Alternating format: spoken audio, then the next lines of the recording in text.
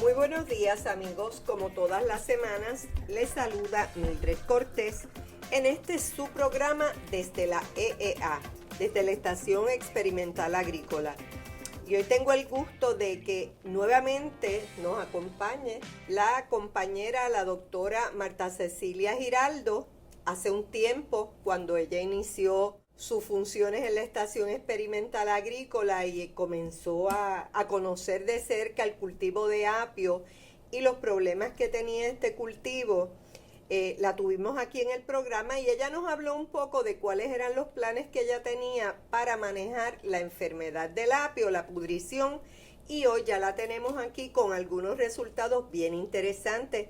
Buenos días, Marta. Buenos días, Mildred, gracias por la invitación. Pues sí, en el 2014 llegué a trabajar específicamente, ver cómo podía ayudar con la situación de la pudrición del apio en las zonas de Barranquitas y Orocovis, principalmente, que eran las más afectadas, y me encontré con unos predios con mucha cantidad de nematos. Los nematos son unos parásitos microscópicos, no se ven al ojo, están en el suelo, se transportan en la maquinaria, en las botas, en la misma semilla.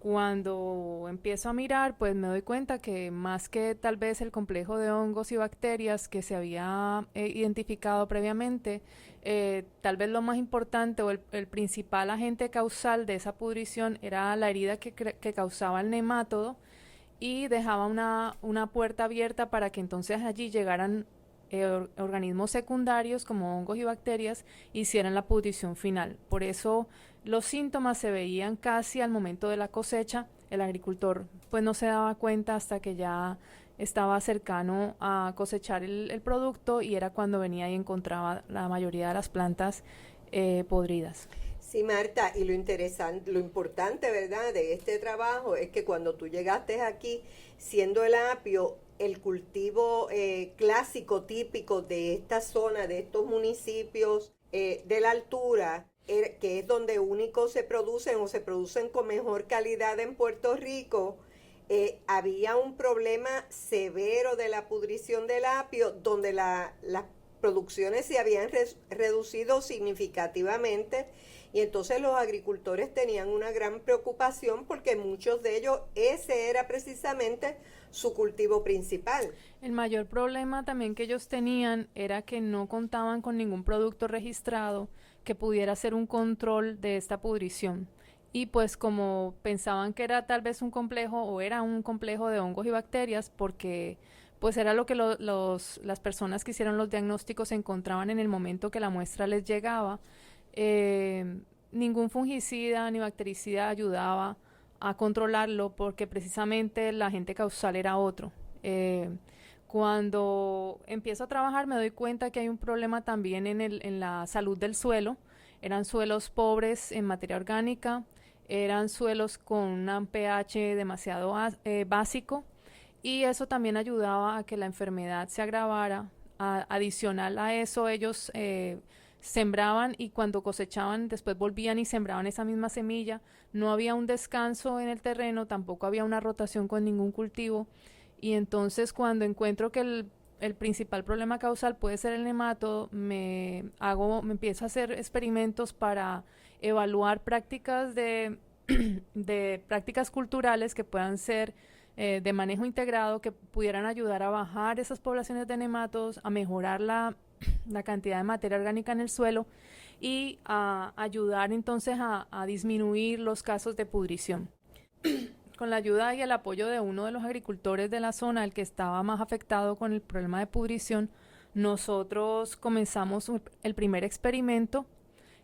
Tuvimos, y lo que más usamos en ese experimento fue semilla de la misma zona, lo cual causó que, a pesar de que los primeros prácticas que utilizamos en el cultivo, como fueron rotación, aplicación de composta, uso de cobertoras, bajaron esas poblaciones, nos dimos cuenta que al final del ciclo del cultivo, cuando fuimos a cosechar y a tomar nuevamente suelo, esas poblaciones volvieron a aumentar. Lo que nos indicó que nosotros habíamos usado semilla de la zona, esa semilla viene infectada y por lo tanto vuelve y crea un inóculo en el suelo y volvemos entonces a encontrar poblaciones altas. Repetimos el experimento y en ese segundo experimento tuve la fortuna, ¿verdad? La bendición de encontrar un agricultor en Jayuya que estaba precisamente en esos momentos buscando cultivos alternativos para su finca y se interesó en sembrar apio. Aunque el apio no es un cultivo común y tradicional en Jayuya, era un cultivo que se iba a poder dar muy bien porque es una zona fría, es un poco más alta que Barranquitas y Orocovis, y me di cuenta que los suelos también eran diferentes. Los suelos en Jayuya eran suelos más sueltos, muy arenosos, con mucho drenaje y muy fértiles, con una materia orgánica alta.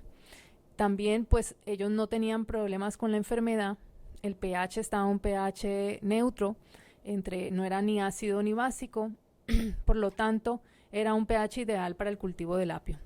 Empezamos esto y con él pude conseguir semilla para hacer el segundo experimento. En ese segundo experimento también se hicieron pruebas con mi estudiante graduada, se hicieron pruebas de desinfección de la semilla, de brotación, dependiendo de dónde venía la semilla, el tipo de desinfección, y encontramos un método que ellos puedan usar para limpiar la semilla un poco y mejorar un poco el nivel de brotación y evitar que esté inoculando de nuevo el suelo con semilla incontaminada. Entonces en este momento contamos con una fuente de semilla limpia. El único agricultor que hemos identificado hasta el momento que la tiene es el agricultor Miguel López en Jayuya. Y pues hemos estado trabajando con los agricultores en Barranquitas y Orocovis para ir haciendo poco a poco un recambio de esa semilla y mejorar un poco la salud del suelo de las fincas. El último experimento que hicimos de control, los resultados fueron muy buenos, satisfactorios en el sentido que no tuvimos plantas enfermas, no hubieron ningún síntoma de la enfermedad en ese predio, a pesar de que fue el predio más afectado antes del 2014, cuando yo llegué a trabajar con ese predio. Y a pesar de que no eran muy grandes porque pues pasó el huracán en medio del experimento, las plantas salieron bien sanas y utilizamos esta semilla para sembrarla en la finca de otro agricultor. Esa semilla se sembró en una finca en descanso, no se había sembrado antes apio allí, y pues yo le seguiré haciendo visitas a ese agricultor para ver cómo va la siembra y verificar, ¿verdad?, que no vaya a presentarse de nuevo la enfermedad.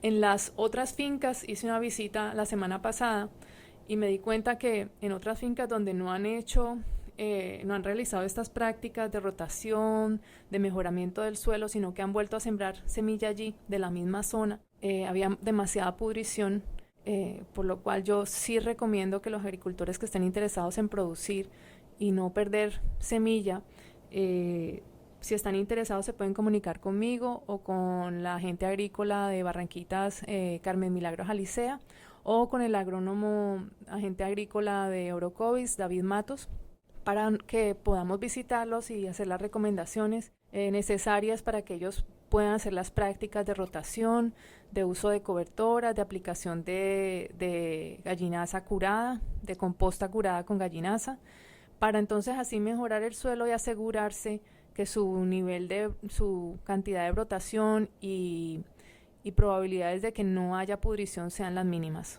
Y bien importante, semilla sana. Sí. Utilizar semilla sana, porque eso es crítico y fue un punto que, si ustedes oyeron al principio del programa, ella hizo todas las prácticas en las siembras después de haber descubierto la pudrición, pero utilizó la misma semilla. Y aunque hizo todo eso, tuvo problemas con la pudrición. Así que es bien importante ese trabajo que ellos han hecho de evaluar semilla sembrada en otros predios y traerla al predio semilla totalmente limpia. Y han tenido mucho éxito. Marta, mencionaste el huracán. ¿Cómo afectó el huracán las siembras de apio en Puerto Rico? ¿Cuánto se perdió? Si han hecho un estimado ustedes, ¿qué por ciento se ha perdido? ¿Y qué tú auguras para el futuro? Pues no se hizo realmente un estudio para ver cuáles habían sido las pérdidas. Tal vez el agrónomo de cada municipio puede tener esas cifras. Yo no las tengo. Lo que me di cuenta con el experimento que teníamos directamente en Barranquitas fue que después de haber tenido una brotación de casi un 98%, Eso es muy que alto. muy alto, que no tuvimos que hacer resiembra. Después del huracán, el huracán nos sacó mucha semilla, nos las desenterró. Entonces, a pesar de que volvimos a enterrar muchas se perdieron. Y entonces el nivel de brotación después, o la cantidad de plantas que tuvimos después del huracán fue como de un 65%. O sea que tuvimos una pérdida, yo diría que un 30% nada más en ese predio. Yo sé de muchos agricultores que después del huracán tuvieron muchísimos problemas que antes no se habían presentado con ácaros. Hubo un problema bien fuerte con insectos y ácaros, pero esto fue debido, yo pienso, a que muchos de los predadores de los insectos presentes en la isla murieron, y entonces estas poblaciones de insectos pues tan grandes tenían que buscar dónde comer, y entonces empezaron a encontrar cultivos a los que antes no atacaban, empezaron a ser un problema. Y eso para apio y para muchos otros cultivos. Han habido muchos insectos que antes no eran problema, se han convertido en plaga. Sí, que cambió todo. Cambió mucho, huracán. sí. Cambió todo. Yo creo que para Puerto Rico completo, para los seres humanos cambió, y para las plantas también cambió, ¿verdad? Sí. Marta, tú mencionaste en un momento dado que era importante cuando uno esté preparando el suelo, porque a ustedes le da resultado, ustedes recomiendan la composta curada con gallinaza. Sí. Si yo estoy escuchando este programa y yo tengo acceso a gallinaza, yo quisiera que tú me explicaras cómo yo puedo curar esta gallinaza. Bueno, la gallinaza se seca primero en un lugar fresco, que no esté directamente al sol, debe secarse bajo sombra. Lo ideal cuando la persona piense en composta con gallinaza es una composta que no tiene olor. Cuando la composta no tiene olor es cuando uno dice que esa composta está bien curada. Si la composta tiene un olor muy fuerte, quiere decir que la composta necesita más tiempo de secado. Debe secarse muy bien para evitar, ¿verdad? Que entonces, para hacerla efectiva, que seque. Una vez seca, ella debe no tener olor, y entonces en ese momento se puede aplicar al suelo, con la salvedad de que cuando se aplique al suelo debe ser incorporada, o sea que se debe mezclar muy bien con el suelo o taparla para que no quede superficial, sino que se integre al suelo, y esperar un poco a que esa gallinaza o esa composta se estabilice para entonces luego sembrar. Yo pienso que tal vez alrededor de 1 semana, 2 semanas esperar y luego sembrar. Pregunto, nosotros usualmente recomendamos mucho los análisis de suelo antes de un agricultor sembrar. ¿Tú lo sigues recomendando para este cultivo después de haber integrado la gallinaza? Análisis químico. Sí, yo pienso suelo. que el análisis de suelo es muy importante. Yo pienso que es el primer paso después de tener una semilla sana, de asegurarnos. El primer paso importante en este control es usar semilla sana. Si no estamos seguros de la sanidad de la semilla, desinfectarla. Siempre usar desinfección con la semilla. El proceso de desinfección es usar una solución de cloro al 1%, siempre teniendo en cuenta, ¿verdad?, que el cloro que usamos en la casa no es un cloro al 100%, sino un cloro diluido, y trabajar con ese porcentaje de dilución para entonces crear una solución bajita en cloro, digamos de 1 galón de agua, usar una tapita de cloro, más o menos esa es la medida, y sumergir la semilla, puede ser en un saco de estos de cebolla de hueco grande, sumergir la semilla allí por unos 10 minutos, luego se saca, y después de sacarla se hace unos enjuagues con agua que siga fluyendo el agua Sí, corriendo el agua por encima de la semilla, lavándola. Sí, por 5 minutos. Antes de poner la solución de cloro, nosotros lo lavamos con una solución de jabón por 10 minutos, se enjuaga con agua en flujo constante por 20 minutos y entonces después de que se ha lavado con jabón y se ha enjuagado, entonces se ha enjuagado, ahí sí se lava en la solución del 1% de cloro por 10 minutos en movimiento constante y luego se enjuaga en agua en flujo constante y movimiento por 5 minutos. Luego se debe dejar secar fresca en un sitio ¿verdad? Que absorba esa humedad para que no se vayan a podrir y evitar un ambiente húmedo, un ambiente seco en el que la semilla se reciba, ¿verdad? Viento y se pueda secar. Se seque de forma natural y entonces después de eso sí se podría esperar, digamos, un día o 2 días o hasta una semana para la siembra. También me parece que eso es bien importante.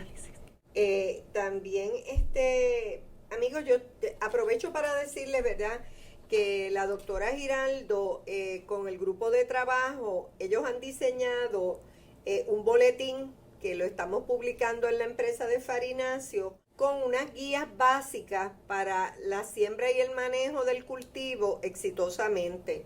Este boletín ustedes lo van a conseguir en el periódico agrícola de Puerto Rico, Agrotemas. Lo van a conseguir en la página de la empresa de Farináceos. Va a estar allí disponible para ustedes. Lo pueden bajar, lo pueden leer, pueden aplicar todas estas recomendaciones, que son las recomendaciones que al equipo de trabajo les han sido beneficiosas para tener unos buenos rendimientos y unos productos sanos. Antes de continuar con otras recomendaciones que hace la doctora Giraldo, mencionaste ahorita, Marta, que se podían comunicar contigo. ¿Dónde se comunican contigo? Bueno, en el boletín aparecen los correos electrónicos tanto de los dos agentes agrícolas, agrónomo Carmen Milagros Alicea y el agrónomo David Matos, y con mi email. Mi email es marta.giraldo@upr.edu. Y Marta se escribe, pues en el email aparece con H, o sea, martha.giraldo con G de gato, @upr.edu. Me pueden escribir un email o me pueden conseguir en la estación experimental agrícola de Corozal o en la estación de Río Piedras en el Jardín Botánico Sur. Ahí me pueden localizar o a través de los mismos agentes agrícolas. Ellos me pueden localizar y los podemos visitar para entonces ir paso a paso con las recomendaciones si es el caso. Lo primero que se recomienda antes tal vez de comenzar a pensar en sembrar apio sería, y que yo recomiendo bastante, ¿verdad?, es que la gente haga un análisis de suelo. Hacer el análisis de suelo es bien importante porque primero les va a decir el nivel de materia orgánica que hay en ese suelo. Entre menos materia orgánica y más pobre sea, más patógenos van a haber, más probabilidades de una pudrición y de un problema con el cultivo o con la producción. Y el pH. El pH es bien importante que sea un pH neutro, que esté más o menos alrededor de 5.5, nada por encima, nada por debajo. Por encima de 6 es demasiado alcalino y va a ser un suelo pobre con mucha dificultad para que las plantas absorban los nutrientes que necesitan. Lo mismo si es muy ácido, debajo de 5, ¿verdad? 4.8 o 4.5 es un pH demasiado ácido. Así que pues es muy importante, una vez ustedes ya tienen su semilla localizada, que sea sana o que la hayan desinfectado, bien importante que antes de sembrar sepan cuáles son las condiciones de ese suelo.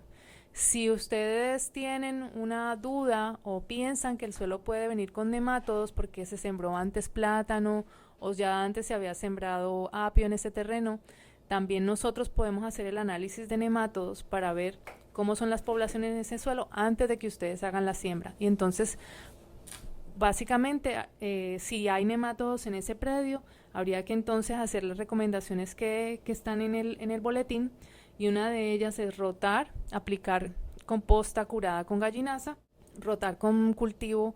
El único cultivo tolerante a nematodos es el maíz, y la ventaja de este cultivo es que es un cultivo de ciclo corto, así que sirve como un cash crop en lo que ustedes pueden preparar el terreno, van preparando su semilla y van, ¿verdad?, teniendo el tiempo necesario para estar listos para la siembra, una siembra más exitosa con menos enfermedad. Bueno, y generando simultáneamente ingresos, porque si ellos siembran maíz, pues pueden cosechar y vender, pues siendo esto un ciclo corto del momento de la siembra a la cosecha, pueden tener unos ingresos adicionales mientras se va mejorando la calidad del suelo donde usted va a sembrar. Claro que sí. ¿Y qué nos tienes que decir si tú recomiendas también si la persona no quiere sembrar o no puede sembrar sobre las plantas cobertoras que tantos usos y tantos beneficios le estamos encontrando? Sí, nosotros en los experimentos que realizamos encontramos que hay 3 cobertoras básicamente que nos ayudaban a controlar la población de los nemátodos, ayudan también como abono verde, y en el caso del rábano, rábano blanco, o le dicen también rábano chino, o nabo forrajero, este rábano ayuda también con la estructura de ese suelo. Entonces yo lo recomiendo para fincas con suelos muy arcillosos, difíciles de manejar, que muchas veces los agricultores están usando cal para mejorar esa textura del suelo. Que no usen cal. Si ya han usado un cal por mucho tiempo, lo más seguro es que ese suelo va a estar muy alcalino y entonces va a ser malo para su materia orgánica y para la cantidad de organismos benéficos que pueden habitar ahí. Así que una opción para no usar la cal sería usar el rábano. Le ayuda a mejorar su salud en el suelo, le ayuda como abono verde y además ayuda con la textura de ese suelo. Y lo vamos a incorporar al suelo luego. Sí, todas estas cobertoras y hasta el maíz como cultivo en rotación, yo recomiendo que una vez se coseche ese maíz, se corte y se incorpore en el suelo. Este maíz va a ayudar también como abono verde y además como una especie de mulch para controlar el crecimiento de malezas. Estas 3 cobertoras tienen una acción nematicida, o sea que matan esos nemátodos que tenemos allí, que están siendo el agente principal causal de la enfermedad. Las otras cobertoras que también son muy útiles es la crotalaria, que también sirve como abono verde, tiene una actividad específica que se llama una molécula que se llama la crotalina, que específicamente sirve para controlar es como un nematicida. La otra cobertora es el sorgo bicolor o Sudan grass, también conocido como Sudan grass. Es un sorgo híbrido. Este ayuda mucho también con el control de nemátodos y como abono verde. O sea que todas estas cobertoras se pueden sembrar antes del cultivo, no necesitan dejarse por mucho tiempo porque crecen rápido. Si ha llovido mucho, generalmente estas cobertoras se desarrollan rápido y pueden cubrir rápido la zona, la superficie. Sí. Una vez crezcan se pueden cortar y picar e incorporar al suelo. Y te pregunto, después que yo las incorporo al suelo, ¿rápidamente siembro o debo dejarlas? Debes dejarlas igual que la composta, esperar por lo menos un mes antes de sembrar el apio. Se siembran en rotación, se dejan por 2 meses en el suelo. Después de esos 2 meses se cortan, se incorporan y se puede esperar un mes o 2 semanas antes de la siembra del apio. O sea que entonces después de esas 2 semanas, 3 semanas, empiezo nuevamente a hacer mis bancos y comienzo a sembrar. Sí, esa pregunta es importante porque nosotros preparamos los bancos para la siembra de las cobertoras, ya los bancos estaban hechos, entonces cuando se cosechan las cobertoras, se cortan y se incorporan, el banco sigue allí. Lo hacemos encima del mismo banco. O sea, no tengo que hacer el banco nuevamente. No tienes que volver a hacer el banco. Ya está allí. Sí, ya el banco estaría listo y entonces lo que hace uno es que incorpora a mano con azada y como si se estuviera deshiervando, se vuelve y se monta el banco y ya queda el banco listo para cuando se vaya a sembrar. Muy bien. Entonces, Marta, pregunto, cuando yo voy a sembrar, hemos hablado del suelo, que vamos a hacer el suelo, cómo vamos a estar preparando este suelo para que esté en las mejores condiciones para tener un cultivo exitoso. ¿Tenemos que hacer algo con la semilla o cogemos la semilla y la enterramos? ¿Qué hacemos? Sí, muy bien. Pues lo primero es lo que les comenté. Si ustedes tienen dudas de la sanidad de esa semilla, hacer el proceso de desinfección. Si no tienen dudas con la semilla viene de jayuya, es una semilla sana o es una semilla por cultivo de tejidos, pues esa semilla la pueden dejar que una vez se corte, se haga una prebrotación.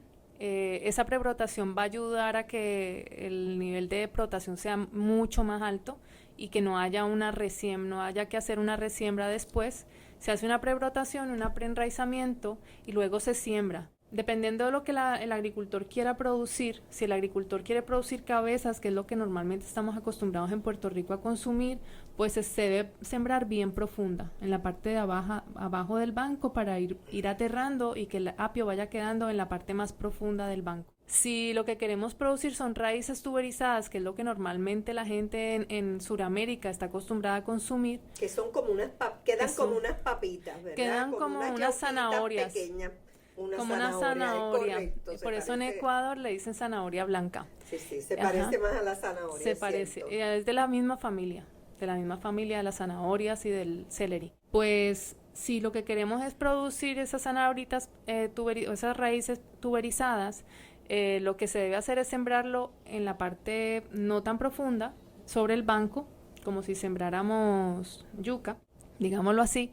Y entonces ahí vamos a tener esas raíces tuberizadas y muy poca cabeza. O sea que yo pienso que si nosotros empezamos a aumentar la producción en Puerto Rico de apio, tendríamos un potencial de mercado grandísimo, porque podríamos dedicar, unos agricultores se pueden dedicar a producir cabezas, otros agricultores se pueden dedicar a producir ¿verdad? Las raíces tuberizadas, y otras personas también se pueden dedicar a producir semilla limpia. Que siempre vamos a necesitar. Siempre se va a necesitar. O lo que yo más le recomiendo a un agricultor, si está interesado en hacer una producción comercial, que dentro de su misma finca dedique un predio pequeño para producción de semilla. Que él sepa que esa semilla en ese predio tiene las mejores condiciones para entonces asegurarse una buena calidad de semilla y una semilla sana. Y sobre todo va a tener semilla de buena calidad, porque muchas veces nuestros agricultores, esos cultivos bien lindos, esos son los que venden. Y la idea es que de raíces, de semillas buenas, va a tener cultivo bueno. Uh-huh. Siempre también sembrando un material de mucha calidad para que el producto final sea también de mucha calidad. No hacer lo que hacemos a veces, que dejamos lo peor para semillas. Exacto. Y sin darnos cuenta que entonces vamos a tener un peor producto final. Claro que sí. Entonces, y también en apio, el caso para producción de semilla, el manejo es distinto. Para producción de semillas, el fertilizante, el abono y todas las prácticas que necesitamos para producción de semillas son diferentes a las que cuando queremos producir cormo o raíces, porque la planta, para producir más hijos y más follaje, pues se le debe dar un poco más de nitrógeno, un poco más de fósforo y menos potasio, mientras que para producción de raíces tuberizadas y cabeza se requiere menos nitrógeno, menos potasio y menos fósforo, y más potasio. Entonces esas prácticas van a ser diferentes. También va a ser diferente el suelo donde se esté sembrando, va a tener unos requerimientos distintos de abono. Si es un suelo fértil, el abono es mínimo o cero, mientras que si es un suelo pobre, pues hay que aplicar el fertilizante a los 4 meses, después de la siembra, entre los 3 y 4 meses después de la siembra, que ya sepamos que hay raíces allí abajo para que puedan absorber esos nutrientes. Pero sería solamente una aplicación, como se ha hecho todo el tiempo en la zona de Barranquita Orocovis, es una sola aplicación de abono y luego no se hace nada. Lo que he notado en Puerto Rico es que la mayoría de los suelos tienen carencias en magnesio. Entonces muchas veces cuando la siembra es pequeña, es joven, y vemos un amarillamiento en las hojas jóvenes, pues lo que ahí hay que aplicar es magnesio, y se puede aplicar una solución de Epsom sal, o también se le conoce como sal de higuera o como sulfato de magnesio como tal, se consigue, o como quiserita. También en los plátanos y para los guineos se usa mucho porque esa es una de las carencias mayores en los suelos acá, el magnesio. Entonces, cuando vemos ese amarillamiento, pues eso lo puede corregir. Pero el apio tiene al final del cultivo un amarillamiento normal, que es como una senescencia, que es cuando ya llegamos y pasamos por el cultivo y huele a apio y vemos las hojas ya amarillas que se están secando, pues ya es momento para cosechar. Sí, ¿de cuánto dura, ahora que mencionas eso, cuánto dura usualmente del momento de la siembra al momento de la cosecha? El momento de la cosecha sería a partir de los 8 meses, 8 o 9 meses. 12 meses no se recomienda, ¿verdad? Se pone ya vieja, dura, mucha gente la cosecha a los 12 meses, pero la mayoría cosecha entre los 8 y 9 meses. Que es cuando está en su mejor calidad. En su mejor calidad. Punto. Hay que estar pendiente, ¿verdad?, de los ratones, que no lleguen ellos primero que uno que a cosechar. Sí, sí, eso mismo pasa con la batata, pero hay que estar ahí pendientes y poner las trampas y las medidas necesarias, porque una vez comienza a oler que ya empieza a crecer el producto abajo, empieza a traerlos. Sí, amigos, quería decirles, ¿verdad?, que hay muchas formas en que ustedes se van a poder comunicar con nosotros en el boletín que va a estar en Facebook, Empresa de Farináceos.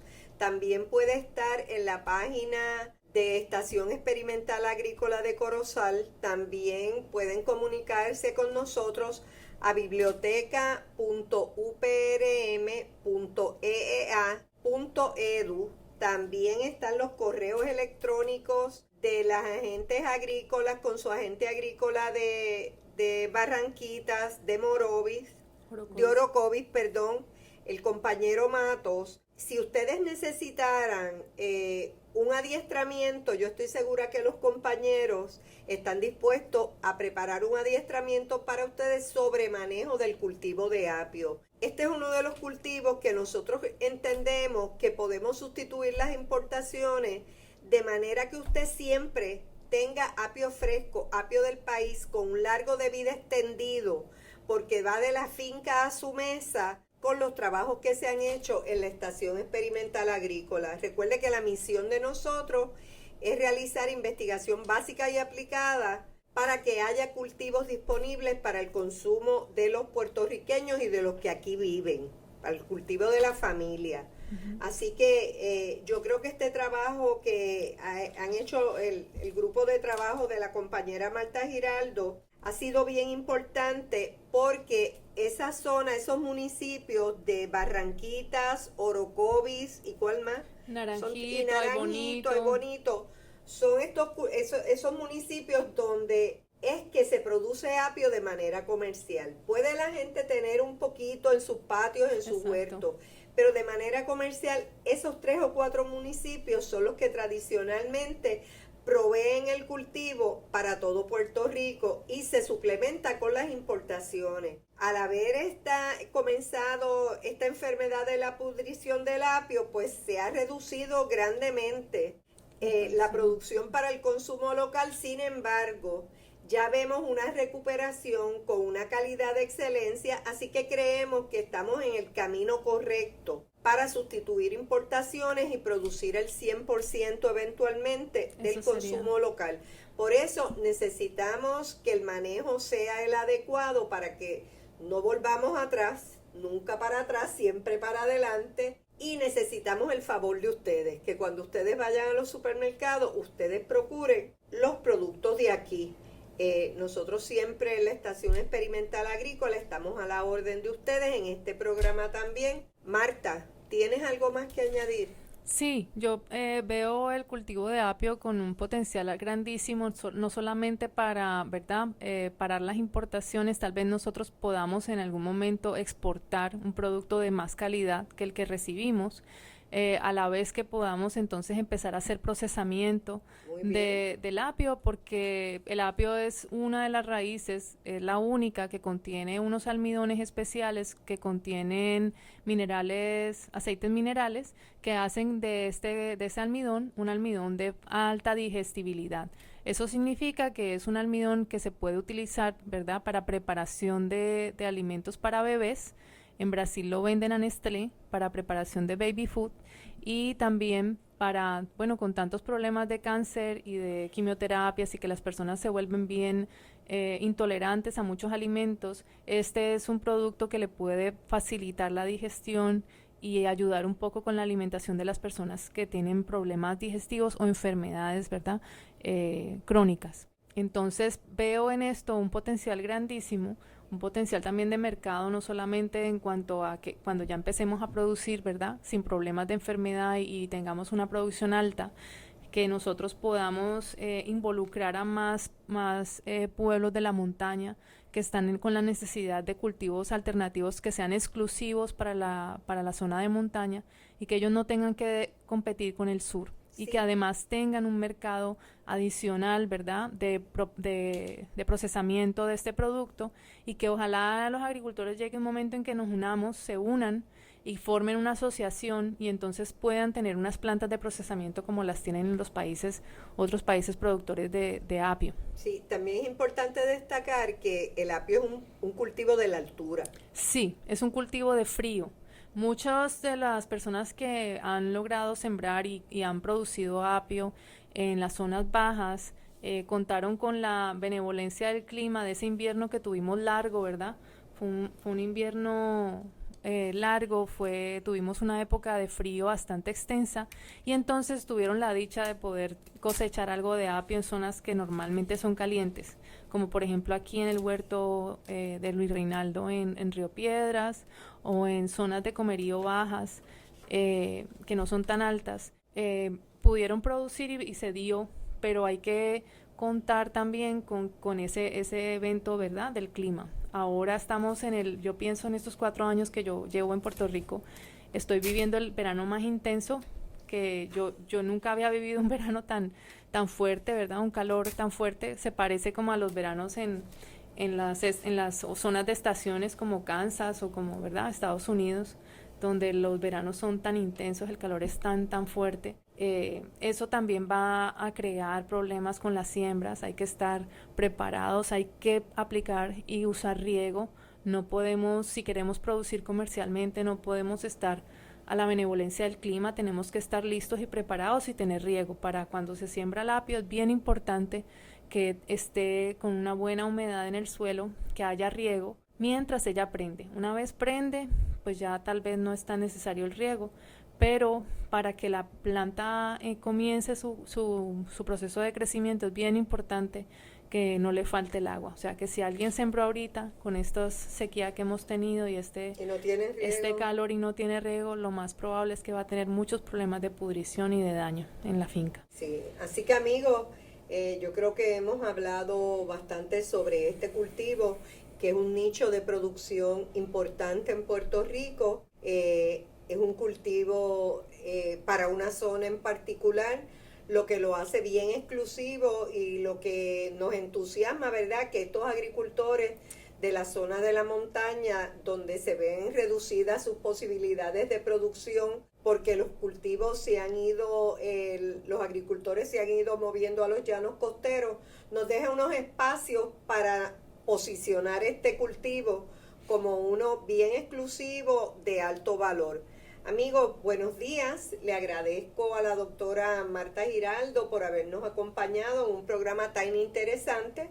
Muchísimas gracias, Mildred, y gracias por invitarme, y espero que muchos más agricultores se animen y empiecen la siembra, ¿verdad?, una siembra comercial y más intensiva, y que se animen también a incluir a la familia. Estos son generalmente cultivos familiares, siembras familiares, y es bien importante contar con un relevo generacional. La mayoría de los agricultores en la montaña están retirándose y necesitamos esos hijos, ¿verdad?, que vengan detrás y que quieran continuar con estas siembras tan importantes para Puerto Rico y para nuestra alimentación. Necesitamos que esas plazas sean ocupadas por nuevas generaciones. Claro que sí. Amigos, los esperamos nuevamente en un interesante programa de los nuestros relacionados con la agricultura, con los recursos naturales, con el medio ambiente, con lo que está pasando en nuestra sociedad actualmente. Que tengan un lindo día y recuerden que nos pueden conseguir siempre en Facebook, en Desde la EEA. Esta es nuestra dirección, Desde la EEA en Facebook. Regístrense para que reciba una notificación por cada uno de nuestros programas. Además, allí están todos nuestros programas anteriores.